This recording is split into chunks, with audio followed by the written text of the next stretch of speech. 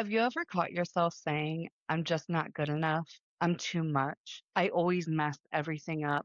I don't deserve that. I'll probably fail anyway. Or maybe yours sounds different. I'm hard to love. I'm awkward. I'm a burden. I'm not smart enough. I'm just an anxious person. Now, here's the question I really want you to think about. What if those thoughts don't actually belong to you? What if you spent years defending beliefs that were never facts? They were simply conclusions, conclusions made by a younger version of yourself who didn't even have enough information yet.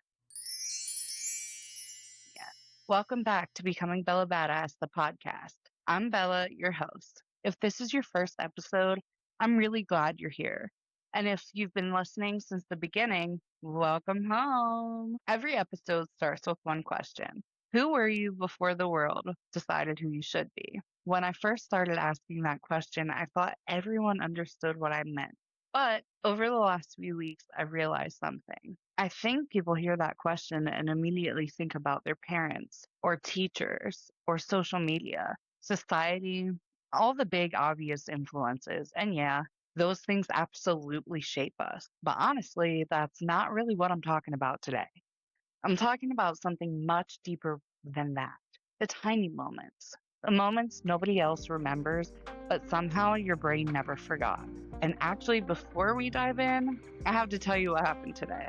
I wasn't even supposed to be recording the version of this episode that I'm going to give to you guys, but I had already recorded almost 25 minutes of another episode, and I was feeling pretty good. And then a gnat flew directly in my mouth mid sentence, which, if you're wondering, is exactly as glamorous as podcasting looks on the internet. And I started laughing, but then I got pissed off. Then, just as I was trying to regroup, my recording interface died. I forgot to charge it. And at that point, I was just so annoyed. I thought, seriously, can one thing just go right today? Part of me wanted to force it, and I already had invested the time. And I thought, okay, maybe I should just keep pushing through and finish the episode anyway, but I didn't. I crashed the fuck Is out. off. What is off here? What is off here, Bella? But I stopped. I plugged everything in. I got a drink. I walked away for a few minutes. And while I was sitting there, I realized maybe stopping wasn't quitting and maybe stopping was wisdom because sometimes we get so focused on finishing that we never stop to ask if we're still headed in the right direction. And honestly, that's kind of what this episode became about because I realized I wasn't struggling because I didn't know what I wanted to say. I was struggling because I was trying so hard to say it perfectly. And somewhere I forgot this was a podcast, was never supposed to be perfect. It was supposed to be honest. And that little interruption forced me to slow down, to rethink things, to come back with fresh eyes. And it made me wonder, how often do we do the exact same thing in life? Sometimes things go wrong once. And instead of simply saying, well, that didn't go the way I planned, we quietly turn it into something much bigger. And I want you to know the gnat is still flying around somehow. But if you see the little fucker, it's here. Okay. But when we think that didn't go the way I planned, it turns into something much bigger. Sometimes we're like, I'm a failure. I'm terrible at this. I'll never get it right. One moment and one conclusion, just like that. And that's when it hit me. How many things do we believe about ourselves that we never actually choose? How many opinions about ourselves were formed before we were even old enough to question them? Because the thing I realize is most of us don't walk around thinking, I'm living according to beliefs I created when I was 7. We just think this is who I am. But what if it isn't? What if you spent years calling something your personality when it was actually your survival strategy? That's what today's episode is about. Borrowed beliefs, not the lies someone intentionally told you, not manipulation, and not brainwashing. I'm talking about the quiet conclusions we reach. Little fucker. I'm talking about the quiet conclusions we reach after one embarrassing moment, one rejection, one criticism, constructive or not, one misunderstanding, The stories we tell ourselves when we're too young to even know there might be another explanation. Because children are incredible observers and they're like, they're not experienced interpreters. And honestly, why would they be? They're children. They're doing the best they can with the understanding that they have at the moment. But the problem is sometimes those early conclusions quietly follow us into adulthood. And before we know it, they become the voice in our own head. So today, I don't want to tell you who you are. I don't think that anyone gets to do that. Instead, I want us to get curious together because maybe healing doesn't begin by finding new answers. Maybe it begins by questioning the ones we've been carrying around for years. So whether you're driving, doing the dishes, walking the dog, or just trying to survive another day, I'm really glad you're here because I have a feeling at least one belief you've been carrying was never yours to begin with. Mouth is getting a little dry, but your brain was never trying to tell the truth. And one of the biggest mindset shifts I've ever had was realizing that your brain isn't actually designed to make you happy. It's designed to keep you alive. Think about that for a second. Thousands of years ago, your ancestors weren't worried about whether somebody unfollowed them or left them on red or didn't like their post. They were trying to not become dinner. Their biggest concern wasn't confidence, it was survival. So your brain evolved with one primary job to constantly ask, am I safe? Not, am I fulfilled? Not, am I living my purpose? Not, am I the happiest version of myself? Just, am I safe? And honestly, it's incredibly good at its job. The problem is your brain doesn't always know the difference between physical danger and emotional danger. And embarrassment can feel dangerous. Rejection can feel dangerous. Failure can feel dangerous. Being laughed at can feel dangerous. And being left out can feel dangerous. Your logical adult brain knows the moments probably aren't life threatening, but the older parts of your brain, excuse me, not so much, because the most of human history, belonging wasn't just nice to have. It helped keep you alive. Because for most of human history, belonging wasn't just nice to have, it helped keep you alive. Being accepted by your group meant protection, food, community, survival. So your brain became incredibly sensitive to anything that might threaten your place.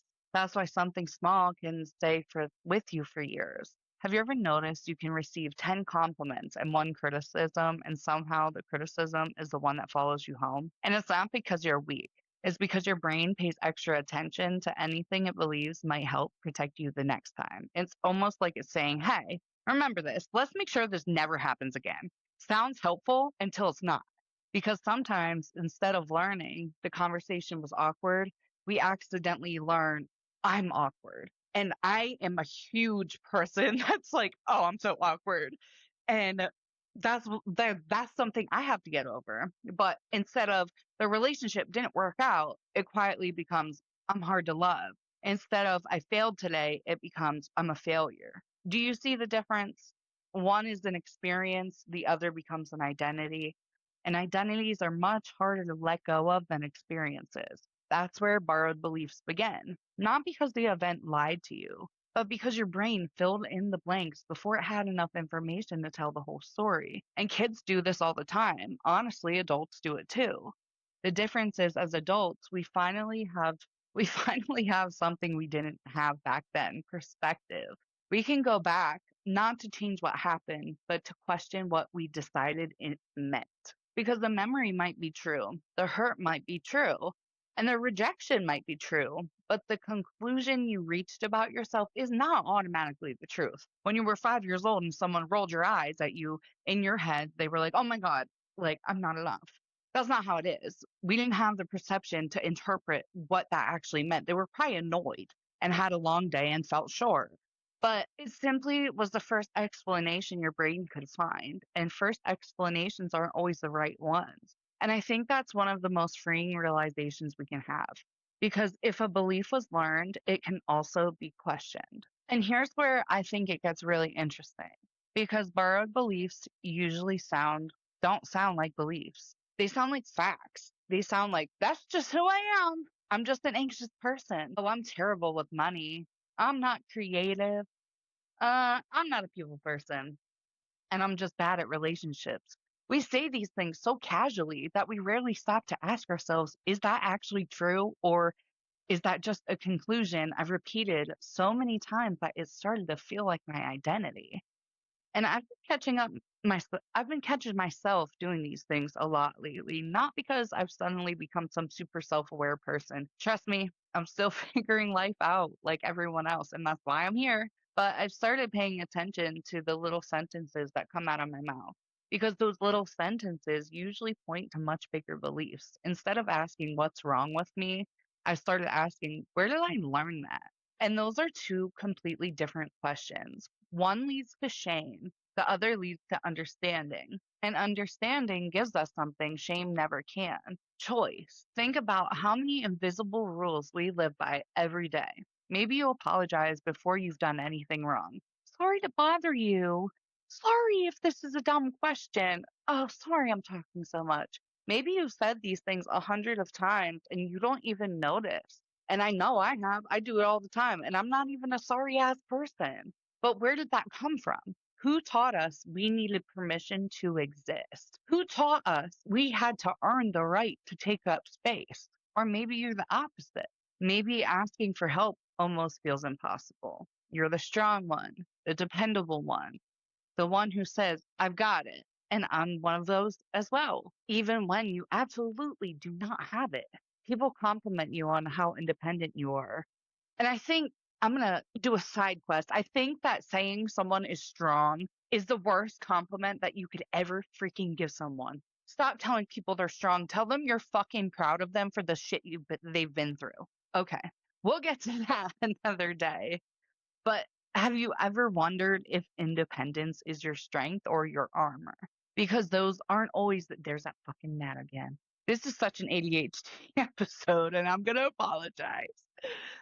Sometimes independence comes from confidence, and sometimes it comes from believing no one is coming to help. Those two people might look exactly the same from the outside while living completely different stories on the inside. Or maybe compliments make you uncomfortable. I've met some of those people, and somebody will tell you, you did a really great job. And before they've even finished the sentence, you're already explaining why it wasn't that impressive. I just got lucky. It wasn't that hard. Anyone could have done it. Why? Take the fucking compliment. Why is it sometimes easier to believe criticism than kindness? I don't think it's because people enjoy putting themselves down. I think it's because our brains trust what's familiar. If criticism is what you grew up expecting, kindness can almost feel suspicious. Not because it is, but because it's unfamiliar. And our brains often confuse unfamiliar with unsafe. And here's another one. Have you ever met someone who says, I don't let people get close to me? Almost like they're proud of it. Maybe you've even said it yourself. And at first, it sounds like confidence. I'm calling myself out here. But it's like they're protecting their peace. And sometimes that's exactly what they're doing. Healthy boundaries are important, but other times it's something else. Something it's a person who got hurt so deeply, they quietly made themselves a promise years ago. If I don't let people in, they can't hurt me. That promise probably kept them safe once, but years later it might also be keeping love out. See, this is why I don't love the phrase, that's just who I am. Because sometimes it really is who you are. But sometimes it's simply who you had to become to survive. And those are not the same thing. One comes from authenticity and the other comes from adaptation. There's nothing wrong with adapting. In fact, it's one of the reasons human beings have survived for so long. The problem comes when we never stop adapting, when survival quietly becomes our identity, when coping becomes our personality, and when fear starts introducing itself as wisdom. I don't think healing means getting rid of every coping mechanism you've ever had. Some of them protected you when you genuinely needed protecting. Instead, I think healing is a much gentler question. Do I still need this? Not what's wrong with me, not why am I like this, just does this belief still serve the person I'm becoming? Because maybe it protected the 15-year-old version of you, but maybe that 27-year-old version of you deserves something different. Maybe that's what actually growing looks like. not becoming someone else, but giving yourself permission to outgrow the rules that helped you survive a season without feeling guilty for leaving them behind. I think this is where people get stuck because the moment we start talking about childhood, a lot of people think the goal is to go back and relive everything, to replay every painful memory, to figure out exactly why we are the way we are. And honestly, I don't think that's the goal. I don't think healing asks us to live in the past. I think it asks us to look at the past through the eyes of the person we've become. And there's a big difference. And imagine you're reading a book you loved when you were 10 years old, and then reading that exact same book again 20 years later. The words haven't changed. The story hasn't changed, but you have. You notice different details. And you can do this in movies too. I just did this the other day with Charlie and the Chocolate Factory. And I was like, holy shit, they be they're saying some real shit here. But you notice different details and you understand conversations you never understood before. Characters suddenly make more sense, and the books stay the same. The reader changed. I think our minds work a lot like that. We can't rewrite what happened, but we can always revisit what we decided it meant. Maybe your parents got divorced, and as a child, you might have believed, oh, this is somehow my fault. A lot of kids do believe that. And it's not because they're irrational, but they're just trying to make sense of a world that's suddenly confusing because to them, like they don't see the bigger picture. And then when you're an adult, you realize your parents were dealing with adult problems. Their marriage was not resting on the shoulders of an 8-year-old. Nothing about the situation was yours to carry. And the memory didn't change, the meaning did. Maybe sometimes someone laughed when you shared an idea when you were 12. That moment felt like proof you should stay quiet. And now, years later, you've probably met people who laugh when they're uncomfortable, people who interpret without realizing it, people who aren't even paying attention. Suddenly, you realize the moment may have said far more about them than it ever did about you. Again, the memory stayed the same, but the meaning changed. I think that's one of the greatest gifts adulthood gives us perspective. As kids, we only have one point of view, our own. And as adults, we can finally zoom out. We realize people were carrying things we never could have understood back then. Some were stressed, some were grieving, some were overwhelmed, some were immature and had no emotional matureness. Some were repeating patterns they'd learned long before we ever entered their lives. And understanding that doesn't excuse hurtful behavior, but it does remind us that not everything was about us. And honestly, that's freeing because if everything wasn't about you, then not every conclusion you reached about yourself has to stay. Here's the question I've been asking myself lately, not is this thought true? Because sometimes that's hard to answer. Instead, I ask, what evidence do I actually have if I catch myself thinking I'm not good enough? I stop, then I ask, what evidence would actually hold up in court? And it's not feelings, evidence, one rejection, that's not evidence. One failed relationship, that's not evidence. One bad day, definitely not evidence. One embarrassing moment from high school that somehow still pops into my head at 2 o'clock in the morning, also not evidence. It's amazing how often our strongest beliefs are built on surprisingly weak proof. And maybe that's because our brains weren't trying to build a case, they were trying to build protection. And there's a difference. Protection says, let's avoid getting hurt again. Truth says, let's look at the whole picture. Those aren't always the same thing. So maybe the next time you catch yourself saying, I'm just, pause, finish the sentence. I'm just difficult. I'm just lazy. I'm just bad with people. I'm just not lovable. Whatever it is, then ask yourself one simple question. Who benefits if I keep believing this? Not who taught it to me. We've already talked about that. Today I'm asking something different. Who benefits if I never question it? Does it help me build healthy relationships? Does it encourage me to chase opportunities? Does it make me kinder to myself? Does it help me become the person I'm trying to become? Or is it simply keeping me small because small feels familiar? I don't think courage always looks like doing something big. Sometimes courage sounds like this. Maybe I was wrong about myself. I know that's uncomfortable. Because if you believe something for years, it becomes part of your identity. Questioning it can almost feel like losing a piece of yourself. But what if you're not losing yourself? What if you're finally meeting yourself or going home to yourself without all the stories that fear wrote for you? And that possibility alone is worth getting curious about. Shout out to our sponsors, AOH Promo Retail. Go to www.aohpromoretail.com. At checkout, use code BELLA999 for a discount of 10% off your entire order and use free ship on any order over $50 or more. I want to talk about something our brains do that I find fascinating and honestly a little unfair. Once your brain believes something, it starts looking for proof that it's right. Not because it's trying to ruin your life, because your brain loves certainty. It would rather be consistently wrong than consistently uncertain. Think about that for a second. If your brain had spent years believing I'm not enough, guess what it's going to notice? That one person who didn't text you back, that job you didn't get, the relationship that ended, the criticism someone made. Meanwhile, the compliments, the opportunities, the people who genuinely love you, they almost fade into the background. Not because they're not real, but because they don't match your story the brain has already decided to believe. Have you ever walked into a room and immediately thought, I don't think anyone likes me here?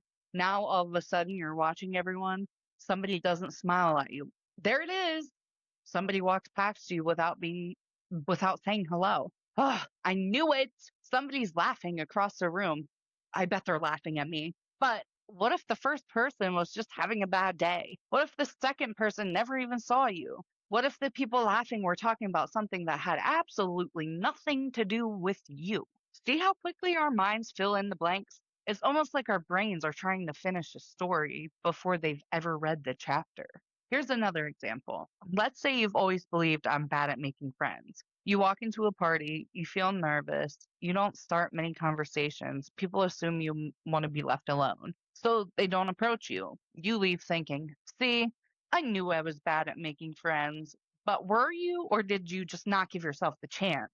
Because your belief quietly influenced your behavior, which then influenced the outcome. Sometimes the belief creates the evidence, and that can become a really difficult cycle to break. And I've done this too, and I still do it. There have been moments in my life where I've convinced myself I wasn't ready for something, that I wasn't experienced enough. But here's the thing about experience: you aren't experienced until you do it and fail and do it again, and or that someone else would do it better. So I'd hesitate or I'd overthink. I'd second guess myself. And if I missed an opportunity, I'd say, see, I knew I wasn't ready. When in reality, I never gave myself the chance to find out. And looking back, it wasn't my ability that held me back. It was the story I believed before I ever started. I wonder how many opportunities we've all talked ourselves out of because we believed a version of ourselves that was written years ago. Here's something I've been reminding myself of lately.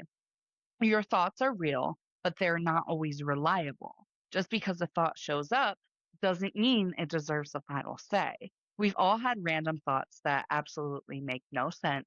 We've all worried about things that never happened, and we've all assumed the worst, only to realize later we were completely wrong. So, why do we treat certain thoughts about ourselves like they're unquestionable facts? Imagine if every thought had to earn your trust. Imagine if instead of immediately believing, you asked, is this true or is this familiar? Because those are two different things. Sometimes we're not believing something because it's accurate. Sometimes we're believing it because we practiced it. And anything you practice, your brain gets better at because practice makes permanent. That's true whether you're practicing confidence or criticism, hope or fear, self compassion or self judgment. The good news is, if beliefs can be practiced, they can also be replaced. Not overnight, not by pretending everything is fine, but one choice at a time, one conversation at a time, one new piece of evidence at a time. Maybe that's what growth really looks like. Not waking up one morning as a completely different person, but slowly giving your brain new experiences that challenge the old story. Until one day, that belief that once felt like an unshakable truth starts to sound like something that simply isn't true anymore. And maybe that's one of the bravest things we'll ever do. Not because everyone else is wrong, but we gave ourselves permission to stop proving our old beliefs right. One moment doesn't get to one moment doesn't get to decide the whole story. It's funny, when that gnat flew in my mouth today, my first thought wasn't, well, that's kind of funny. My first thought was, great. Now I've ruined the recording. Then the interface died and I was frustrated. And I already said I spent almost a half hour recording. And part of me wanted to just keep pushing through it, even though I know it was trash. But part of me wanted to keep going because I'd already invested the time. But instead, I stopped, I laughed, and I crashed out, like I said. And I did what I had to do. But I realized that it's not because everything was suddenly perfect when I came back. But when I took that time for myself to calm down, I realized that one moment doesn't get to decide the whole story unless I let it. And maybe that's been true about a lot more than podcasting. Maybe one embarrassing moment doesn't get to decide that you're awkward forever. Maybe one rejection doesn't get to decide that you're hard to love. Maybe one mistake doesn't get to decide that you're a failure. And maybe one season doesn't get to decide who you are for the rest of your life. Those were moments, not identities. Somewhere along the way, a younger version of us started connecting dots, trying to make sense of a world that didn't make sense to us. They weren't weak, they weren't broken. They were trying to protect us with the understanding they had. And honestly, I'm grateful they did, because without them, we wouldn't be here. But just because those beliefs protected us once doesn't mean they are meant to guide us forever. At some point, we have to decide whether we're living from truth or from familiarity, because those aren't always the same thing. So before we go, I want to leave you with something to think about this weekend. I call it the I'm just challenge. The next time you hear yourself say, I'm just, pause, finish the sentence. Maybe it's that I'm too much. I'm just bad with money. I'm just anxious. I'm just difficult. Whatever the hell it is. Don't argue with it and don't shame yourself for thinking it. Just get curious. Ask yourself, when did I start believing this?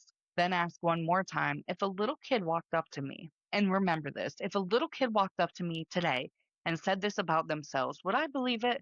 Because I have a feeling you'd show that child a whole lot more compassion than you've been showing your damn self your whole life.